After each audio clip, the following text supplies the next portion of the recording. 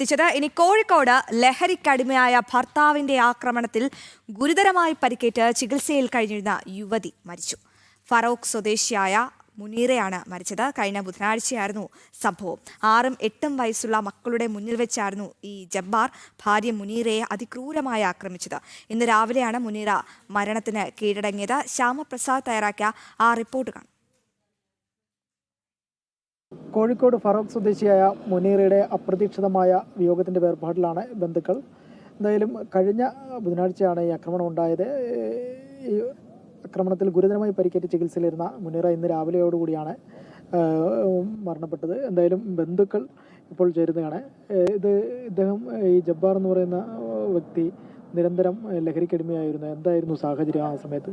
ഇയാള് ലഹരിക്കടിമ എന്ന് പറയുന്നത് പക്ഷെ ഒരു ക്രിമിനലും കൂടാണ്. എപ്പോഴും അത് കല്യാണം കഴിച്ച് കുറച്ച് കഴിഞ്ഞ മുതൽക്ക് തന്നെ ഇവന് ഉപദ്രവിക്കാൻ തുടങ്ങിയിട്ടുണ്ട്.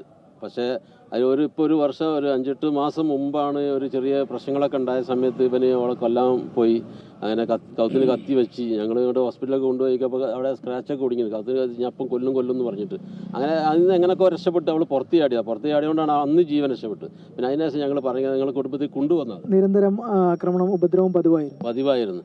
പിന്നെ എന്താ പറഞ്ഞാൽ ഇവർ പാവപ്പെട്ട ഇതായതുകൊണ്ട് എന്താ പറഞ്ഞാൽ വേറെ നിവൃത്തിയില്ല. അതുകൊണ്ട് എന്താ പറഞ്ഞാൽ കുട്ടീനെ ഇങ്ങനെ എല്ലാവരും പറഞ്ഞ് ഓരോ കുടുംബത്തിൽ തന്നെ വന്നു കഴിഞ്ഞിട്ട് പറഞ്ഞത് എന്താ വെച്ചാൽ അത് ഞങ്ങളില്ലേ ഇനിയിപ്പോൾ ഇവർ ഒറ്റക്കാരും താമസവും അവിടെ നിന്ന് ഇങ്ങോട്ട് കൂട്ടിക്കൊണ്ടുപോകാൻ കുട്ടികളുടെ മുന്നിൽ വെച്ചായിരുന്നു ഇത്തരത്തിൽ മൃഗീയമായിട്ട്. തീർച്ചയായിട്ടും ഈ കുട്ടികൾ ഈ മദ്രസ വിട്ട് വന്നിട്ട് കുട്ടികൾ അവിടെ കളിക്കുന്ന സമയത്താണ് ഇവളോട് കാശ് ആവശ്യപ്പെട്ട് കാശ് കൊടുക്കാത്തതിൻ്റെ പേരിൽ അവിടുന്ന് തന്നെ ഇവളെ പിടിച്ച് വലിച്ച് ഉള്ളിൽ കണ്ടിട്ട് ഇവൾ ഈ ഡ്രസ്സ് മാറുമായിരുന്നു. സൂപ്പർ മാർക്കറ്റിൽ ജോലിക്ക് പോകാനുണ്ട് ഇവള്.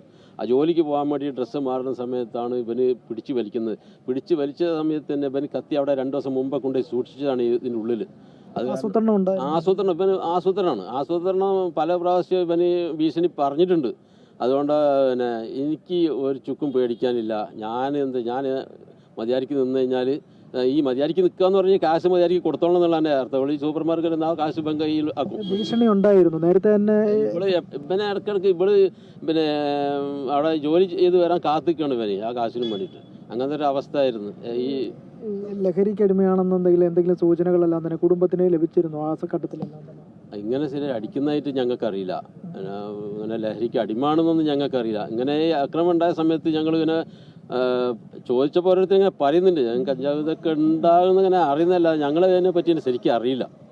അതുകൊണ്ടാണ് ഞങ്ങൾ പോകണ്ടെന്ന് പറഞ്ഞതാണ്. പിന്നെ ഓരോക്കെ ഇങ്ങനെ പറഞ്ഞ് ഞങ്ങൾ കുടുംബത്തിലേക്ക് പോരും, ഞങ്ങളെ ഉമ്മയും ബാപ്പയും എല്ലാവരും ഉള്ളേ ഞങ്ങളെ കൂടുതലേക്ക് അല്ലെന്ന് പറഞ്ഞപ്പോഴാണ് കുട്ടി വീണ്ടും പോകാൻ തയ്യാറായത്. എല്ലാ കുട്ടി ഒരിക്കലും പോകില്ല. കുട്ടികളുടെ സംരക്ഷണം ആരാണ്?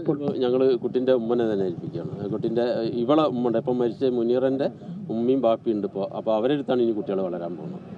പോലീസ് അന്വേഷണത്തിൽ എവിടം വരെ അറസ്റ്റ് ആണ് നിലവിൽ അന്ന് കസ്റ്റഡിയിലെടുത്തു. ഇപ്പോൾ അറസ്റ്റിലേക്ക് നീങ്ങിയിരിക്കുന്നത് ശക്തമായി തന്നെ കേസുമായിട്ട് മുന്നോട്ട് പോകാൻ പിന്നെ അപ്പോൾ ആളെ അറസ്റ്റ് ചെയ്തിട്ടുണ്ട്. ആൾ റിമാൻഡിൽ പോയിട്ടുണ്ട്. പക്ഷെ അവനക്ക് ഇപ്പോൾ അവിടെ ഒരു കൂസലില്ല എന്നാണ് പറയുന്നത്. അവൻ കരുതിക്കൂട്ടിയായിട്ട് ഒരു ആസൂത്രിതമായിട്ട് തന്നെ ചെയ്തതാണ്. ഒരു കുറ്റബോധം എനിക്കില്ല എന്നാണ് ഇപ്പോൾ കിട്ടിയ റിപ്പോർട്ട്. എന്തായാലും അതൊരു പാവപ്പെട്ടൊരു പെൺകുട്ടിയായിരുന്നു. ഈ 2 കൊച്ചുങ്ങളെ സ്ഥിതി ഞാൻ നോക്കി കഴിഞ്ഞിരിക്കുകയാണെന്നുണ്ടെങ്കിലും അവരുടെ സ്ഥിതി എന്താണെന്നുള്ളത് സാമ്പത്തികമുള്ള ആൾക്കാരൊന്നുമല്ല. മറ്റേ ഒരു കുട്ടിയുടെ ഉപ്പ ദിവസം മരം കയറാൻ വേണ്ടി പോയിട്ടാണ് ജീവിച്ചു പോകുന്നത്. അതും അസുഖം ആക്സിഡൻറ്റിൽ കിടക്കുകയാണ് അവർ. അപ്പോൾ അതൊക്കെ കൂട്ടിയിട്ട് ആ കുട്ടികൾക്ക് ആങ്ങളാരോ ഒന്നും ഇല്ലാത്തതിൻ്റെ പേരിലാണ് ഈ കുട്ടി ഇപ്പോഴത്തെ സാഹചര്യം വെച്ചിങ്ങാണ്ട് വീണ്ടും ഈ ഭർത്താവിൻ്റെ കൂടെ പോകാനും ഭർത്താവിൻ്റെ ഉമ്മൻ്റെയും വാപ്പൻ്റെയും സംരക്ഷണം കിട്ടും എന്നുള്ള നിലക്കാണ് അങ്ങോട്ട് ഇവരെ സ്വന്തം വീട്ടിലേക്ക് പോയത്. പക്ഷെ അവിടെ അങ്ങനെ ഒരു സംരക്ഷണം കിട്ടിയില്ല എന്നുള്ളതാണ് നമുക്കിതിൽ മനസ്സിലാവുന്നത്. എന്തായാലും യുവതിയുടെ അപ്രതീക്ഷിതമായ വിയോഗത്തിൻ്റെ ഞെട്ടലിൽ തന്നെയാണ് ബന്ധുക്കളും നാട്ടുകാരുമെല്ലാം തന്നെ നിയമ നടപടികളുമായി മുന്നോട്ട് പോകാൻ തന്നെയാണ് ഇവരുടെ തീരുമാനം. കോഴിക്കോട് നിന്നും സന്തോഷിനൊപ്പം കെ ബി ശ്യാമപ്രസാദ്, ജനം.